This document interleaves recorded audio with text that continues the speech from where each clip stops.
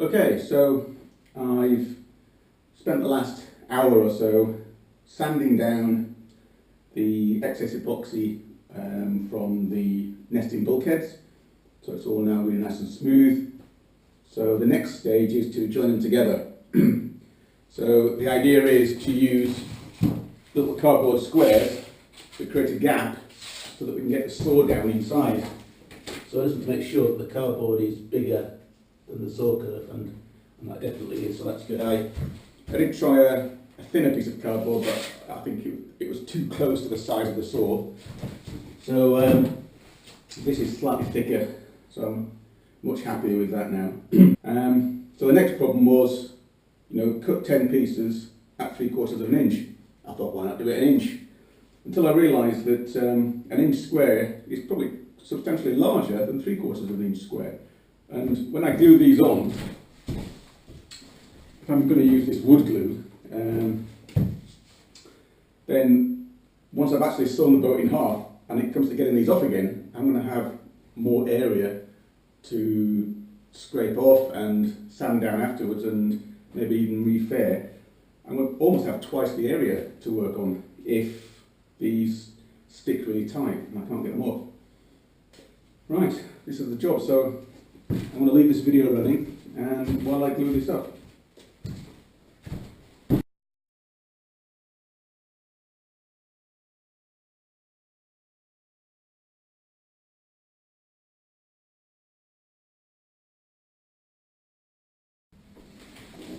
And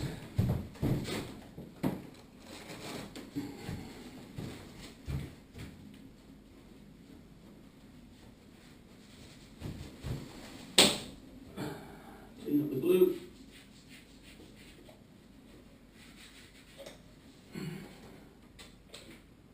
Oops. Well, that's came out the top. Nothing to worry about.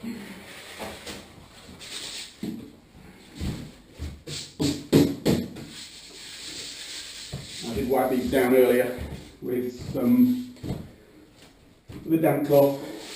Just get the dust off from the sanding and let them dry.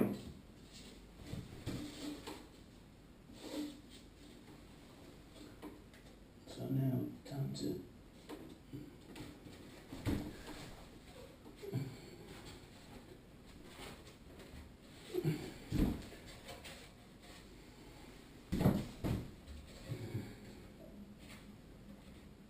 So the important thing now is to make sure these are nicely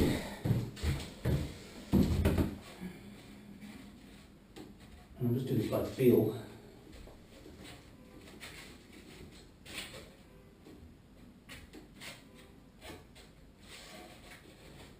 And I will go, once this is dried, the next stage will be to go around and shade these edges to make the match absolutely perfect. I don't worry too much about this sides that are going to be in contact with the boat, because as long as they're straight, I think there is going to be a slight 4-degree angle, I believe, from aft to forward. So when the bulkhead sits across the both sides will not be absolutely parallel. There'll be a slight inward taper of 4 degrees. So I am also going to make sure that when I do come to surf on the edges with my trusty little hand surf form, then I make sure I get a slight forward angle, so it's getting slightly thinner as it goes forward, but only by 4 degrees, so it's very slight. But for now, that feels pretty good all around. Yeah. Okay. So I'm going to leave that for half an hour to dry and take a break and then come back, and the final job is to glue up this outboard pad onto the transom, my next job. So that one now I think is complete. Nesting bulkhead's complete.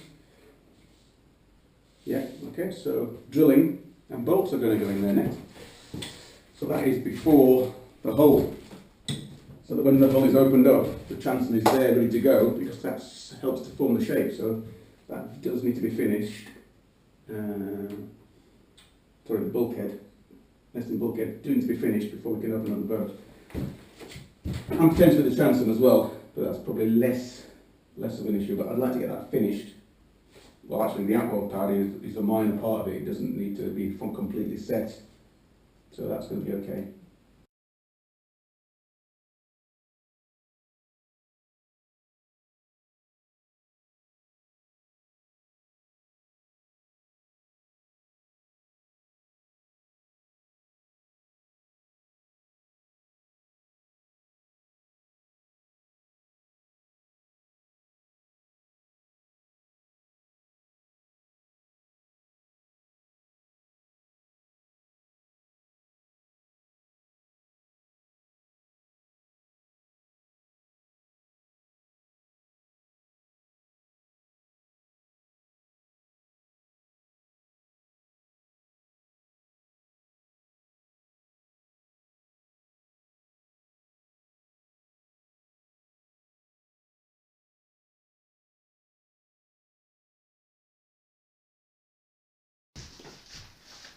Okay, so I've got the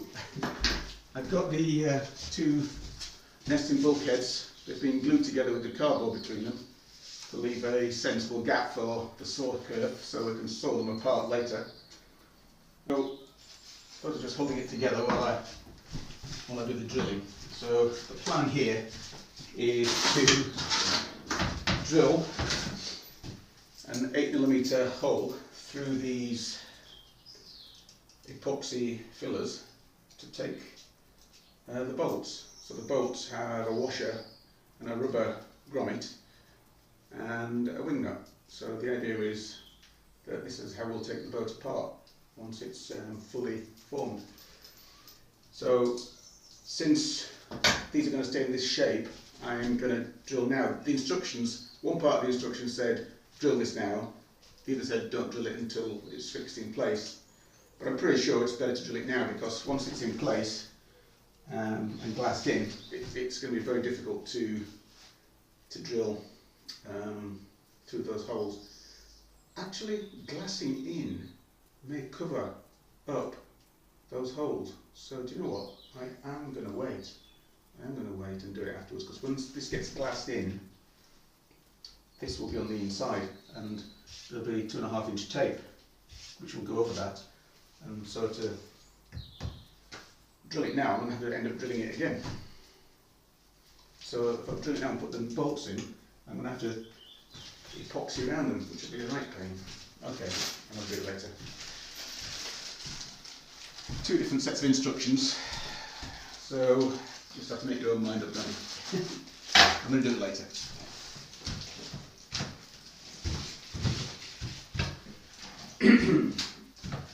Okay, it's 6:15 and I'm just coming to the end of today.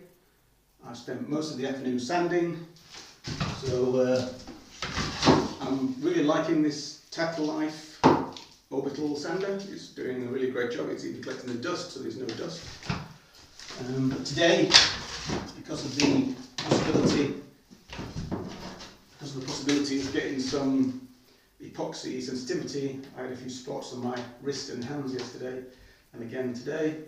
I've been really careful to wear a dust mask, goggles and gloves at all times. So the bow is now sanded, which is really good. That took a long time. That was 2.5 hours, 3 hours. I lost track of time a little bit, didn't even stop for a tea, just kept going. And of course I had to turn these over once I did the first side. So it was a bit of a pain, I have to admit, but somehow therapeutic as well, so it's not all bad. So I've got the mast deck glued up there, just using up some epoxy, some glue that I made up. The outboard motor pad is glued on, that's still drying. I had good squeeze out, so I'm getting pretty happy with the way I'm gluing now, getting the consistency just right, and how much to put on. So, and I've drilled through holes all on the keel and on the chine on both pieces, ready for the tying. So rather than just crack on and start tying it all up, cutting pieces, I decided to figure out how many pieces I need and how long I can make them. So I put a piece in and I just guessed, and it was about 13 centimetres. And I thought, a little bit of waste there, how much smaller can I make it? So I cut it down to 11 centimetres, and that's the one you can possibly see just there. That's fine, that's fine. So I thought, well, how many of those can I get from this piece of copper, roll? Because I can't remember how long this is. So I thought, oh, am I really going to have to unwrap all of this and measure it? Then I realised, no, I can just measure the diameter and then count the number of turns. So I've got 12.5 turns at 130 millimetres diameter.